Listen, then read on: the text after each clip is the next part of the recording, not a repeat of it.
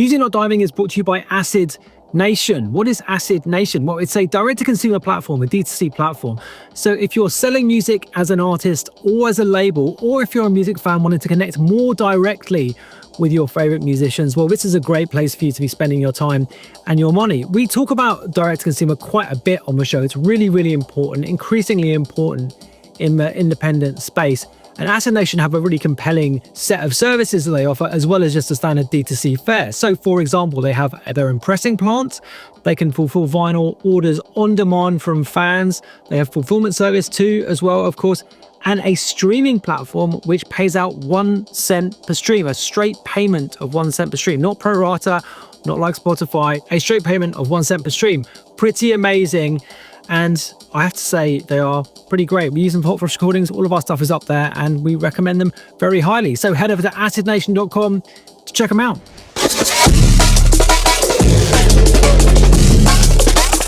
This is Music Not Diving with Scuba.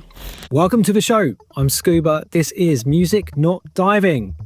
Okay, as I mentioned on the last podcast, which was the 2025 roundup, this is a rebroadcast of a podcast that I'd recorded, a solo pod that I recorded 2.5 years ago, which was entitled The End of Recorded Music. And really what it was trying to set the table for the debate, which was just kicking off back then, about AI in music. And what I talk about is basically the nature of art in music making, in particular dance music, electronic music, popular music more generally speaking, whether it is art, whether we are artists. Spoiler alert, I don't consider us to be artists. I don't consider myself to be an artist most of the time.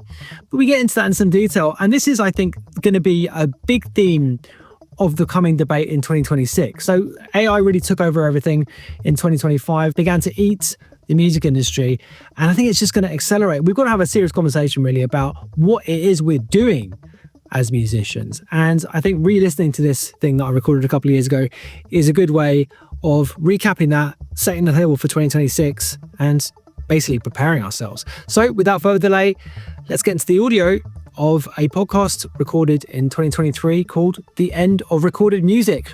Brought to you by acidnation.com. So, where should we start?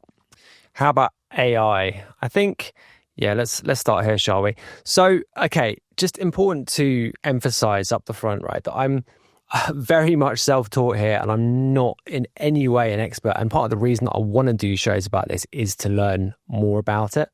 I think what I'm just going to go over is my understanding of what people who don't have a level of technical knowledge, what their intuitions are, what their fears are, and to what extent those things are justified, and what I think about it at the outset.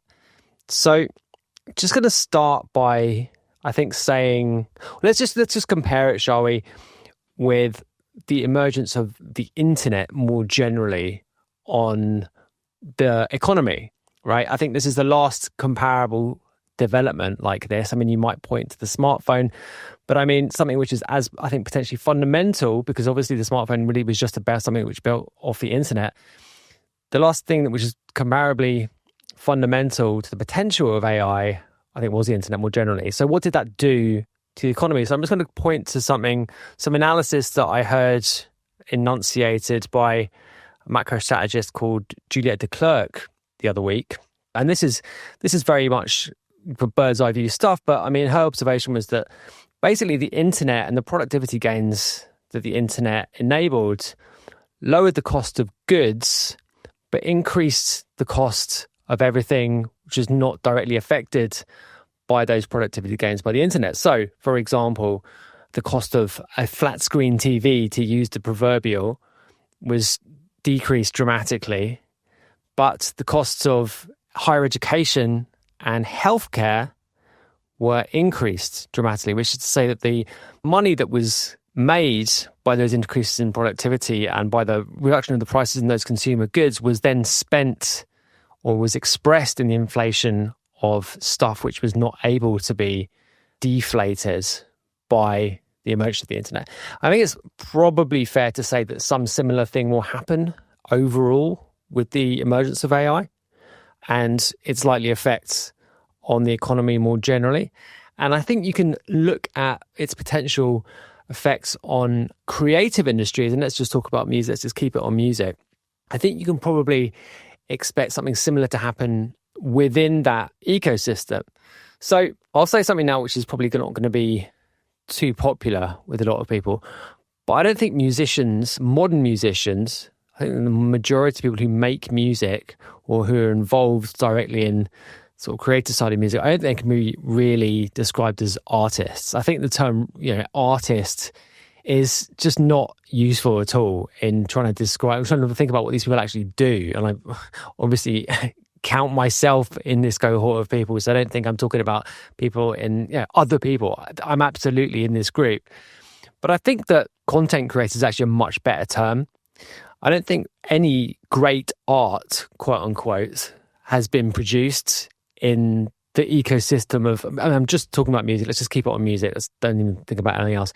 I don't think any great art has been produced by the music industry this century. I don't think anything that will really stand the test of time has been created.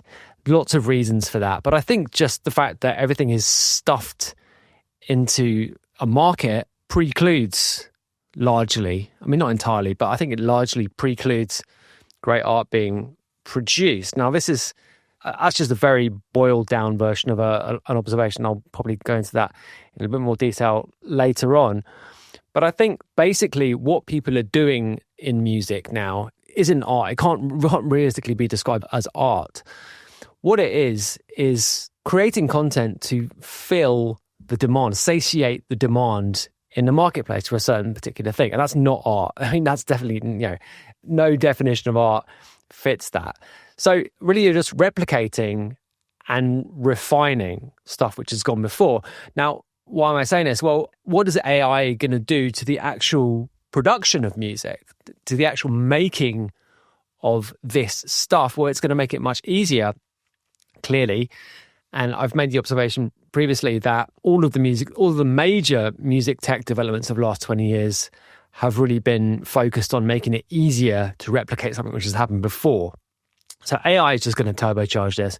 And the tools which are already available using AI technology really are just that, right? I mean, they're not focused on, almost by definition, something which has been trained on something is not going to come up with original ideas, or certainly not in the first instance anyway. I mean, there's a potential for that to happen down the line, but this is really just building on stuff which has already happened. I mean, that's the nature of, certainly LLMs, that's the nature of those things, right? So this thing is just basically designed to replicate and refine, right? And just make a new version of something which has happened before. So that's, to me, obvious. So this is just something, a kind of turbocharged version of the tech developments of the last 20 years. So what does that mean? Let's look at three different groups or three areas.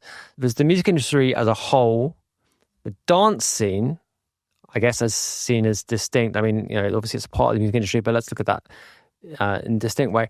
And then musicians who are trying to make a living in the dance scene, so specifically in the dance scene.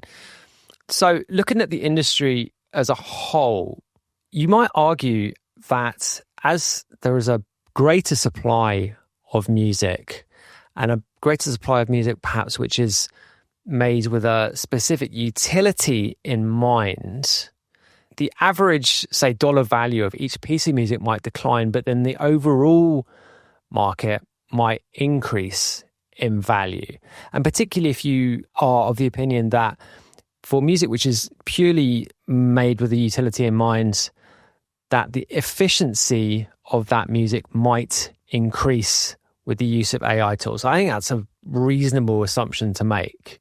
I think if you assume that the majority of music which is released is specifically designed to do something, and that might be just fit in a playlist, by the way. It might be something like ASMR. It might be something to do with advertising, with marketing. It might be just to make people dance.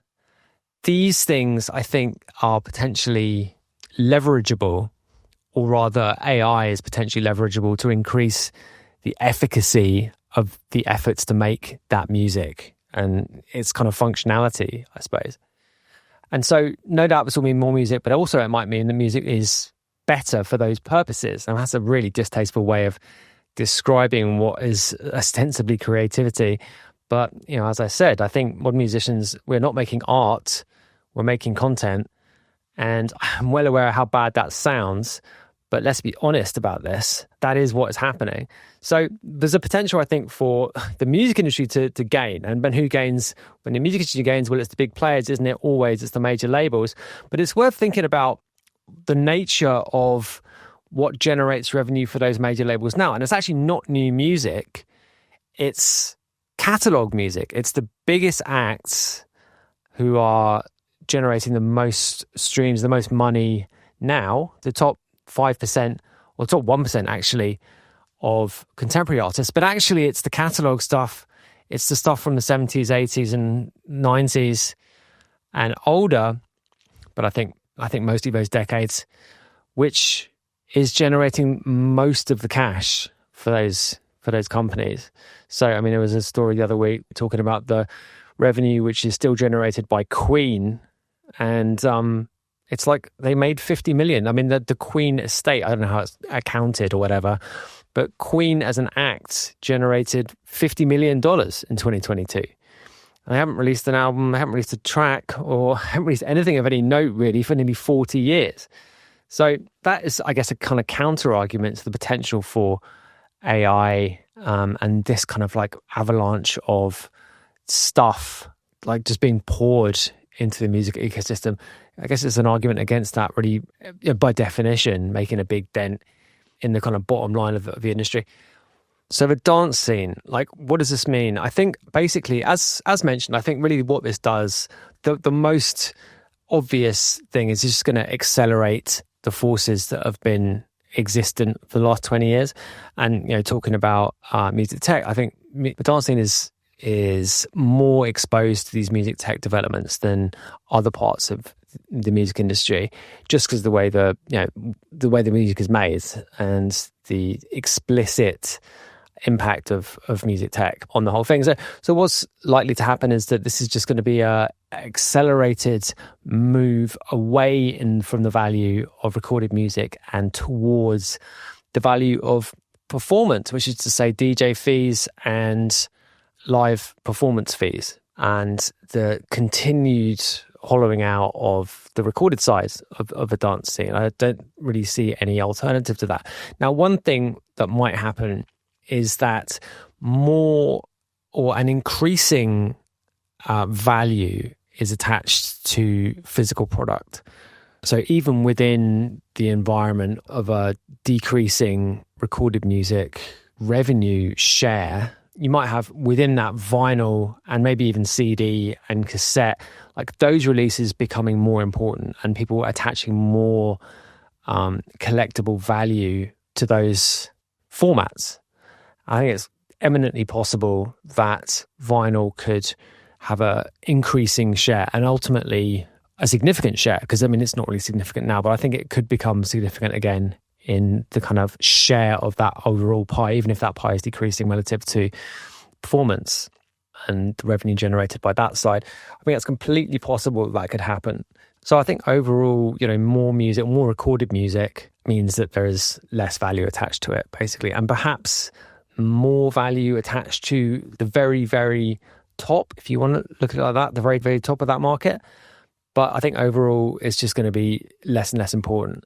And I think maybe in some certain respects, we're looking at the end of recorded music as we know it in terms of its position in the music industry. I think that's something which is eminently possible, and it may be even probable at this point. I just think that the fact that it's so easy to make a tune, which is good enough, which is a term that I've used many times on the show, I just think that means it removes any value associated with that thing. It was always a feature of making a record or, singing a song or playing a song or writing a song that you needed some talent to do it. Therefore, it was scarce, it's a scarcity value. And it's just not there anymore. So why should there be any value attached to it if it's not there?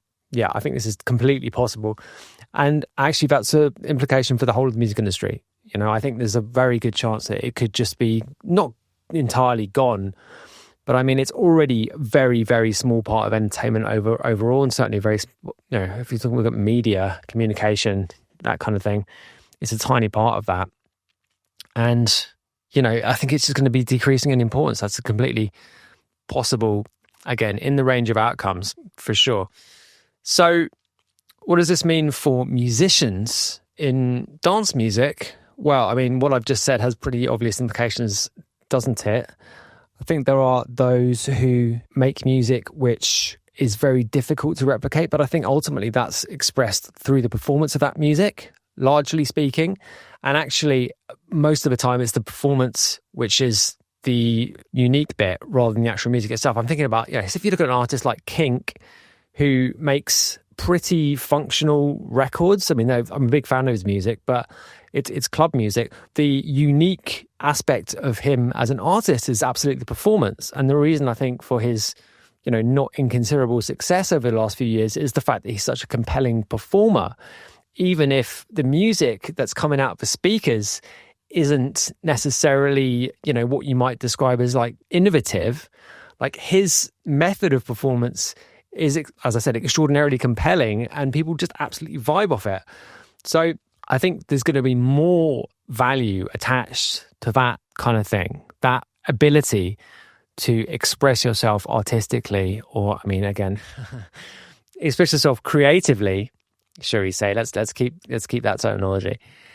There's going to be more value attached to that versus the ability to make a record which is played by a DJ. I think that is a very likely outcome of the continued developments in this area. And again, I'm not even really characterizing AI as a game-changing thing here. It's something which is a continuation of an existing theme. And basically, I think it's going to further create scarcity around artists who make music which can't be replicated by this technology. And that's a really interesting potential development. But it's going to be a development which is going to tear down some existing norms. I think that's inevitable, really. So one of the important people, I guess, in this space, one of the most important people in tech is Mark Andreessen, the venture capital guy who I think his initial claim to fame was starting Netscape. I was listening to him talk about this, generally speaking, as a broad area recently. And he made the point that the big breakthrough in the technology was the realization, or was basically the effect of training large language models, training them in the totality of the human contribution, you can put it like that, the totality of human knowledge, and the sort of like revelation that these things are us, in his words. This thing is us, was the direct quote. And that includes morals, ethics, behaviors. And he was using this he was using it to back up a point about how a kind of general opinion he has that we shouldn't be too worried about the potential behavior of AI. I don't know what the terminology is, AI bots or whatever. Obviously, there is a widespread fear that they could destroy us. But I mean, his view is that the fact that morals, ethics, and, you know, behavior is hardwired into these things, a certain standard of ethics should be expected, or can be expected realistically. I'm not at all sure that I believe. I'm not at all sure that I sign up to that. So there was a Water and Music, who do great work. Sherry Hu is a genuinely interesting contributor. They did a guest editorship of Resident Advisor last month, and the first piece that they published in that guest editorship was about ethics in AI.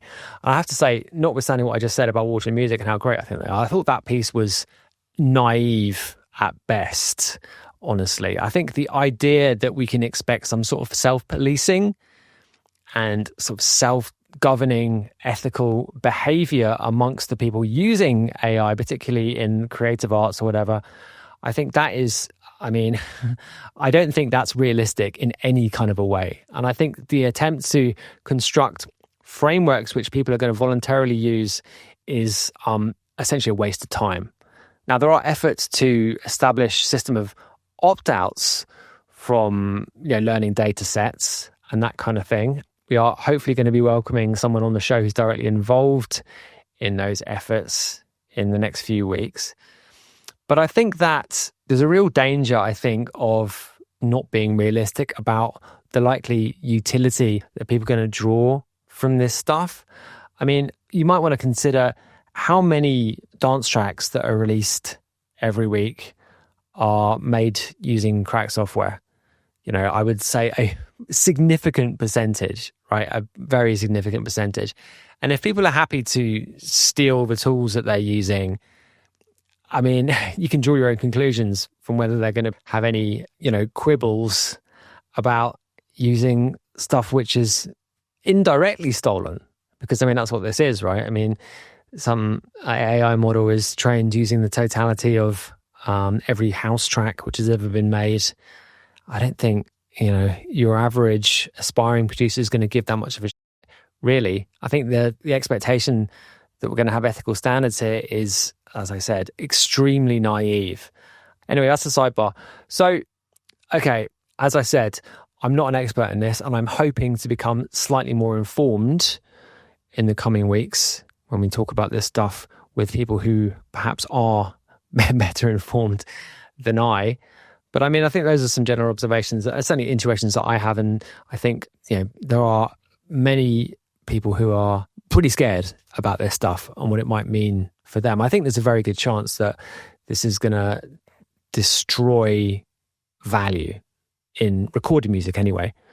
Now, there's an equally good chance that the overall value of the marketplace might stay the same, which is to say money will be redistributed from recorded music to performance of music. That's totally possible.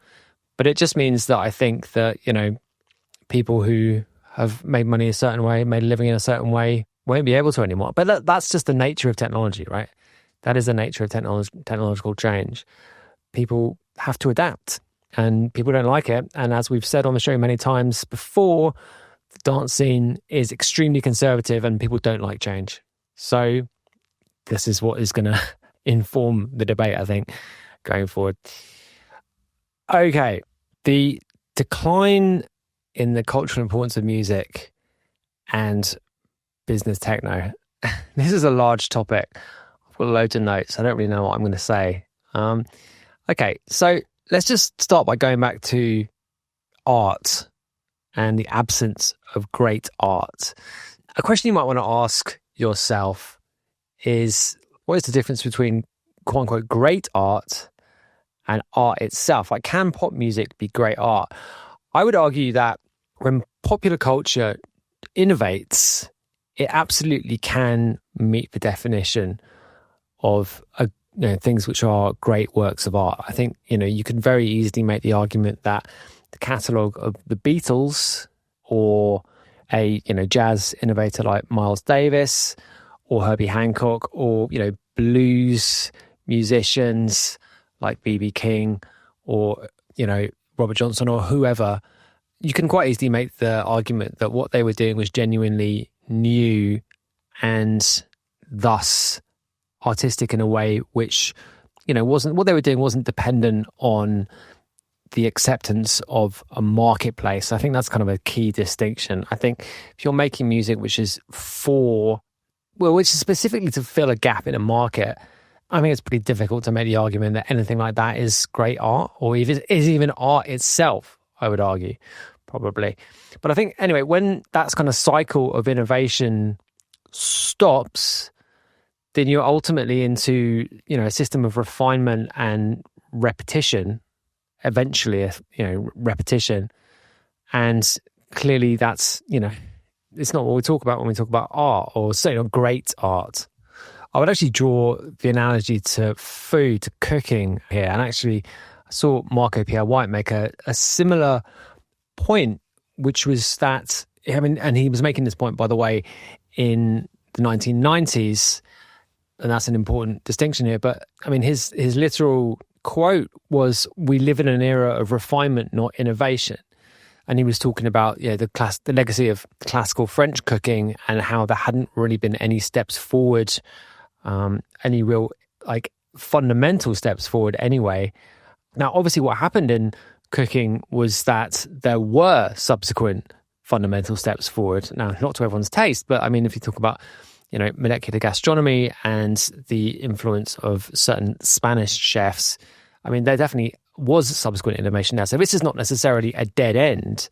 And you could definitely argue that, at any point, maybe in the 20th century, you could have said this, but there were subsequent developments which disproved it, or didn't disprove it, but just moved the landscape on. So this is not an argument which is fatalistic. Like it's not the end of the road, but it's a description of a certain point. And I think what we find ourselves in now is an era where there has been an unusually long time since the last period of innovation. I think we can state that pretty confidently. I mean, our era of refinement, analogous to Marco's, has been basically going on, I think, since the mid-90s. So we're 30 years into it now, I would largely say. Maybe you could argue the early 2000s, but I mean, that would be charitable. But ultimately, nothing really new has happened since then. And, in those conditions, I think it's not surprising that there's been a decline in the relative value, cultural value of that art form. And I'm going to go on to say, describe this in a little bit more detail, but I think under those conditions, it's not surprising that this has happened. And you might say that's just those conditions in the first place are arguable, but I would argue that they exist. So just to explain this in a little bit more detail, let's go back to the idea of thinking about music, the modern music industry, through the lens, or viewing it through the lens exclusively of a market. Now, okay, this is an idea which is going to be not that tasteful to a lot of people. And I think in music, we like to think of ourselves as above this stuff. But the reality is that's a fantasy. It's a total fantasy. Everything that is done in the kind of cultural area that we're operating in is a marketplace. It's all defined by the flows of money. So I went back and leafed through Mark Fisher's Capitalist Realism book recently. And at the very start of it, he talks about it being easier to imagine the end of the world than the end of capitalism. And that's him quoting Slavoj Žižek. But I think in that case, and largely in the case of this kind of discourse, capitalism, quote unquote, is, it's largely an imagined bogeyman, right? It's this kind of spectre which is kind of dreamt up to, I think, scare people, basically, or to kind of be a focus for people's anxieties. The market, on the other hand, is just the landscape in which stuff is happening. It's just the landscape which modern music inhabits. And that's without exception. Like literally nothing happens that isn't in the market. Certainly in terms of its visibility. I mean, I said that, no great works of art had been made this century. Now, maybe they have, but we haven't seen them. And the nature of great works of art is that sometimes they're not visible until after the death of the artist. So it's completely possible that someone somewhere is making transcendent works of musical art. That's completely possible. It's completely possible that some new form of recorded music, genuinely new form of recorded music, has been invented somewhere, or some music has been written on a stave, which is a genuine step forward. But it's not visible because it doesn't inhabit the marketplace, right? So that's basically everything that we know. Our entire consciousness is based around this. So it's not capitalism as this kind of, as I said, bogeyman. That's just it's a fairy story. The marketplace is just where we are. So let's put that sort of imaginary stuff to one side. Now, the question is what the market rewards at any given time.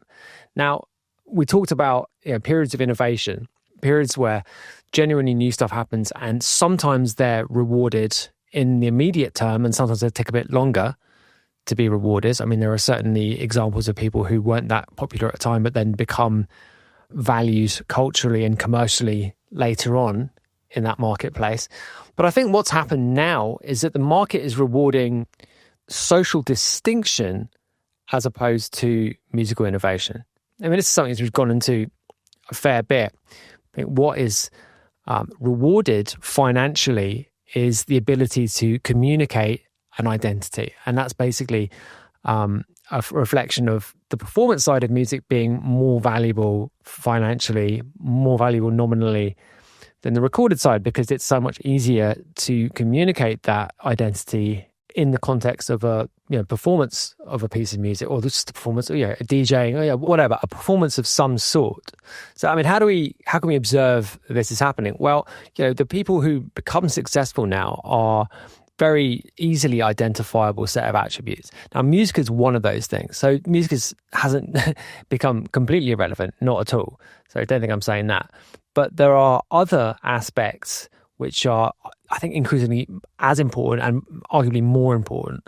So regular listeners would have heard me say this before, but image is something which has been a key part of the marketing of musicians since the war, let's put it like that. And arguably prior to that. But I mean, just talking about music industry as it is now, you can probably see it in the post-war era. So that's always been an important factor. So what's happened now really is that's just been ramped up. It's been turbocharged like massively.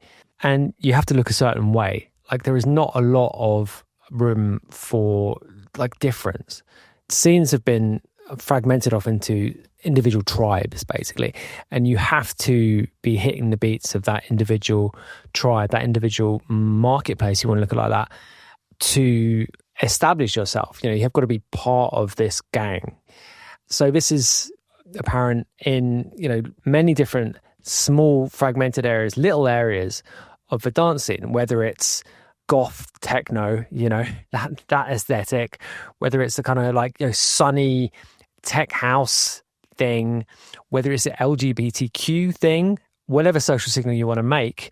But largely speaking, it has to fit into one of these predefined boxes. And that is the major difference, I think, from a period when music and musicians genuinely carried cultural significance, was they weren't fitting in, people fit in with them. So you had followers of major artists who would replicate what they were doing rather than the artists themselves fitting in with their audience. I think that's been flipped on its head to a large extent. I mean, this goes back, I don't know, thinking about, I identified the late 90s as the last time we had kind of musical innovation. And I mean, the obvious person to pick out there is Eminem. And, he spawned an army of clones, basically, and he satirized that on one of his most famous tracks, right? The kind of army of Eminem kids that would turn up to his shows, I think, was something he found very amusing. But like that was a well-established pattern, going back through the previous decades. The bands that emerged, and sometimes they were groups of bands, so sometimes they were individual scenes which gave birth to certain looks and certain styles, but they were very, very small, usually geolocated groups of people. They gave birth to much wider social waves, right? And largely speaking, those social waves already exist. There is no real innovation in social terms there. And the acts that have emerged in that time, especially in the last 10 years, I think this is something which is accelerated. But the artists that emerge now fit into predefined structures in a way which is just not true, I think, before that, say before the turn of the century. So why has this happened? Or what are the conditions which have created this? I think to a large extent, this is explained by the ever-increasing influence of corporate marketing departments. Now, this is something which is talked about in Naomi Klein's book, No Logo, which I've referred to on the show before, which was, I think, something which is really worth going back to read, because it was written in the mid-90s and describes the kind of anti-capitalist, quote-unquote, sentiment of the time, but in a way which is like, it seems quite quaint these days, the way that it's written and the kind of arguments that it puts forward. They've almost entirely been jettisoned, I think, by social activists, actually. It's just not part of the kind of things that are put forward there are just not part of the conversation anymore. And a lot of it is defined, I think, by the total acceptance of corporate marketing by people who otherwise consider themselves to be radical politically.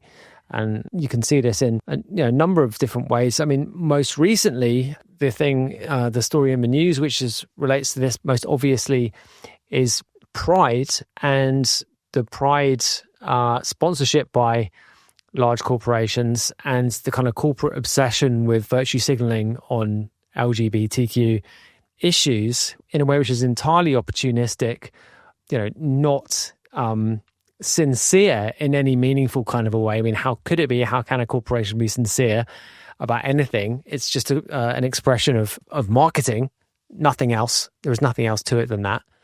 Even if the people who are working in those marketing departments, even if they're sincere, like the corporation isn't sincere. Those are two separate things entirely. So there is this unconscious embrace of capitalism, and I'm using the term in air quotes, and actually in the context of it being the bogeyman. I mean, people use the term in that way, absolutely, but have also embraced it in a way which is not acknowledged at all. This is also observable in the intrusion of brands into the cultural space, which in a way which is completely unchallenged.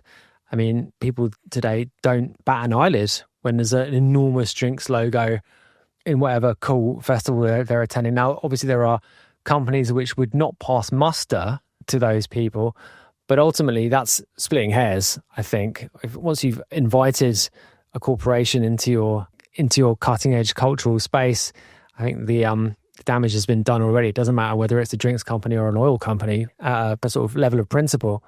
That whole thing is just, it's not a point of debate anymore.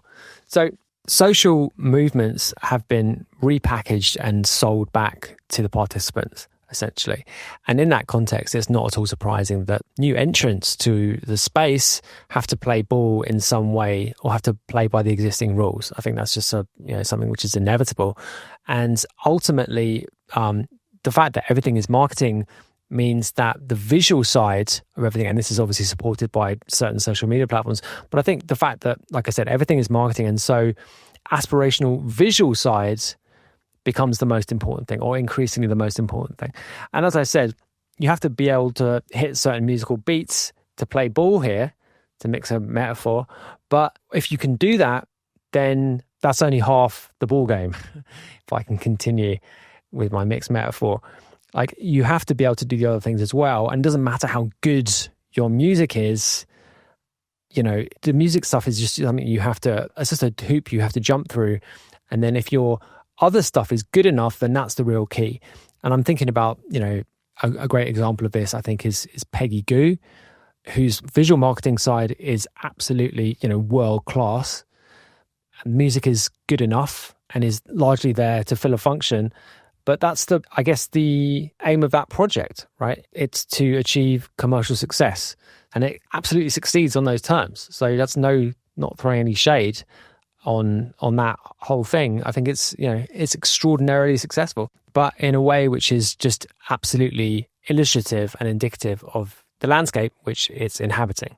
So the most successful people in this space are basically cultural figures rather than musical figures. They're lifestyle icons, basically, and they trade off corporate tie-ins, they trade off fashion. That's an extremely important part of this picture. I think the fashion industry is just absolutely toxic and just destroys everything it touches. And music selling itself to the fashion industry, I think, is just, I think it's appalling.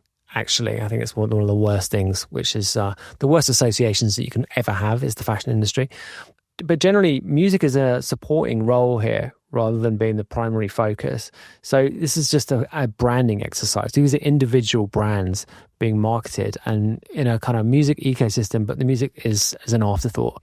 And this is true for the biggest musicians in the world. And I think you can see that by the recognizableness or not of the music itself. So one of the points I tried to make in that Beats in Space interview was that people can't sing you a tune by the most famous musicians in the world, by the most famous singers in the world.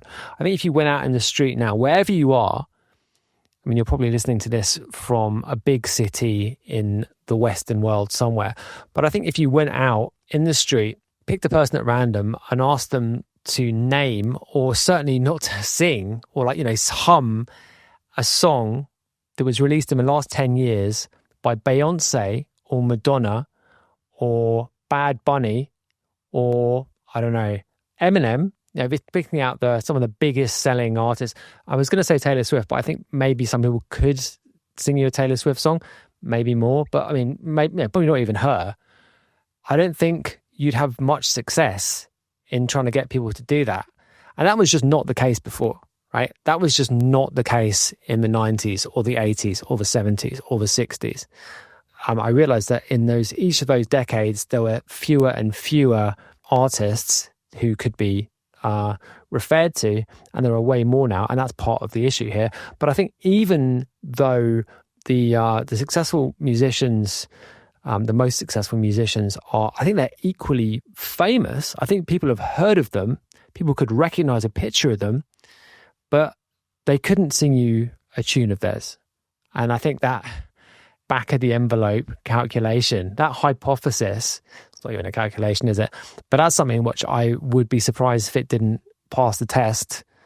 I think that tells you all you need to know. But this is also true, I think, in other areas of culture which are broadly comparable. So, I mean, going back to chefs, going back to food, I think there are loads of successful celebrity chefs whose food has not been eaten, or people, who make food which couldn't be picked out. I mean, no one could say, I think it'd be a very, very small number of people who could suggest what a signature dish might be of, say, I don't know, Gordon Ramsay or Thomas Keller or Alain Ducasse or Ferran Adria or, I don't know, any of those other extremely famous chefs. I think another one, a really interesting one actually, is footballers, and the extent to which, footballers have sort of transcended into popular culture, even as the importance of football teams and football clubs has decreased. So, I mean, obviously the Messi and Ronaldo phenomenon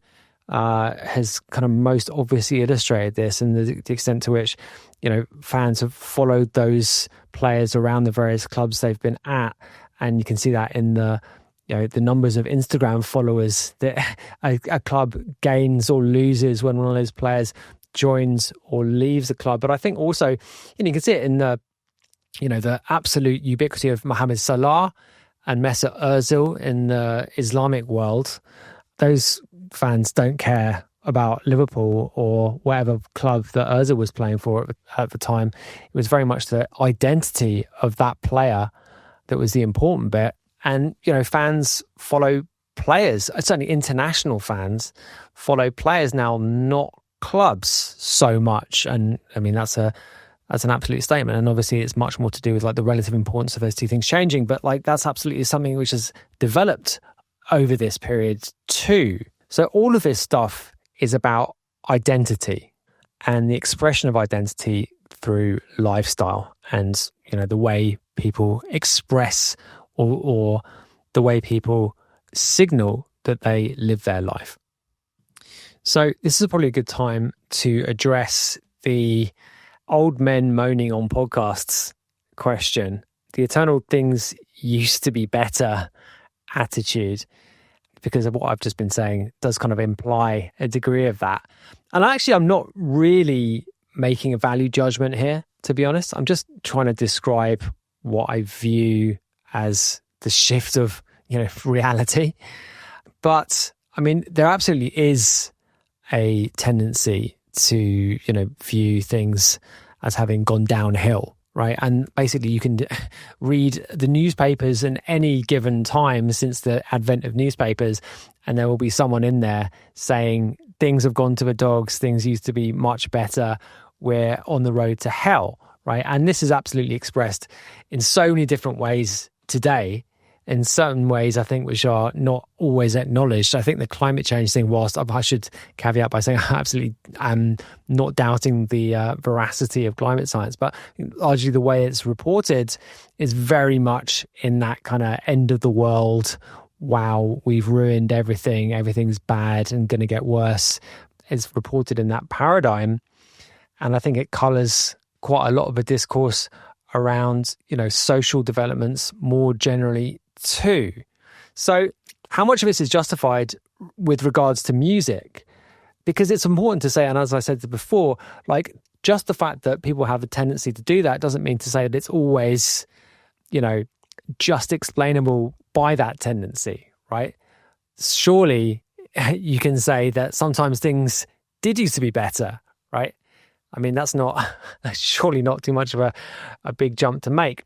But let's just have a quick look or a quick think about the broad societal changes maybe over the period that we're talking about, and maybe a bit longer than that, actually. So I think, housing and education, as we mentioned at the very top, have become much more expensive. And housing in particular, I think for young people today, it's just extraordinarily tough to house yourself in a way which is in any way affordable.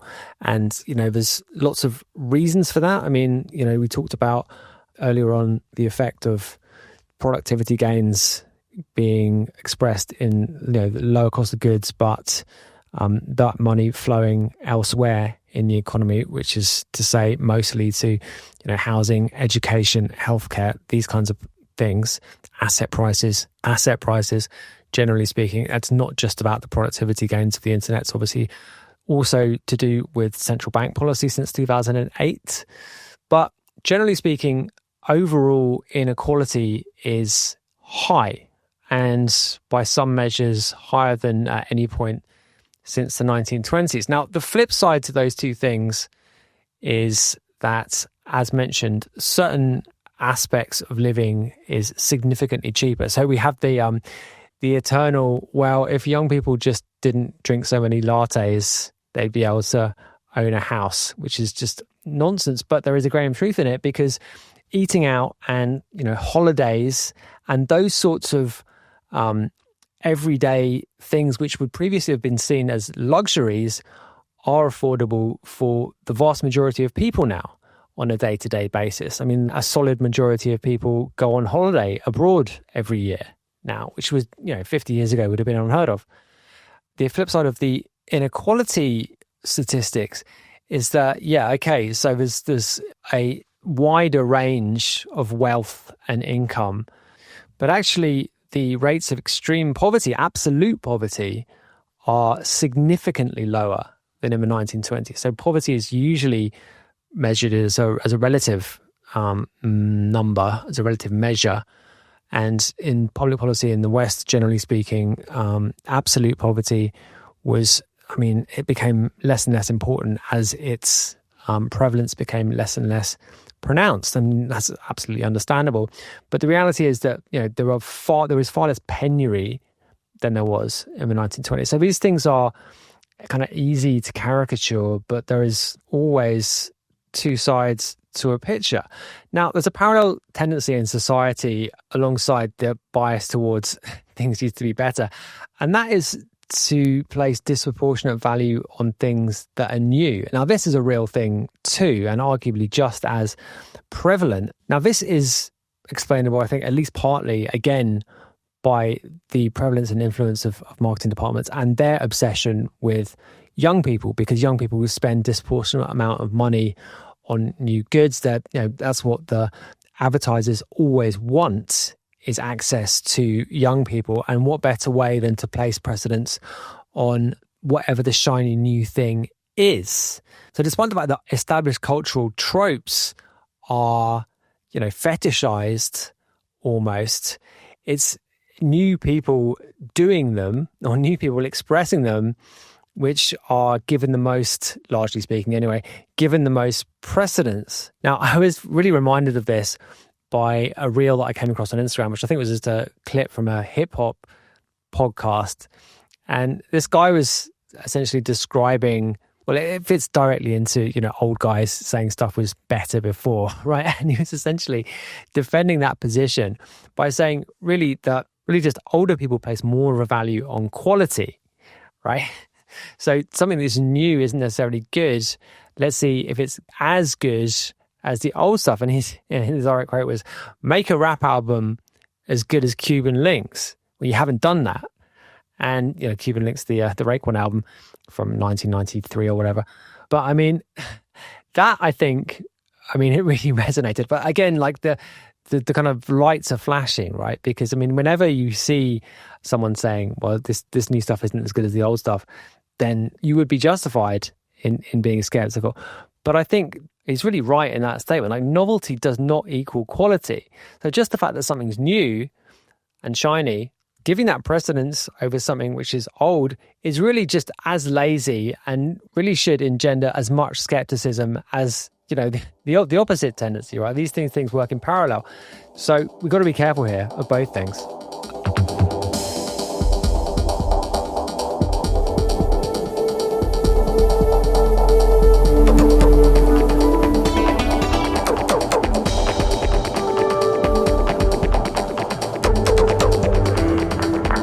Music, not diving, with Scuba.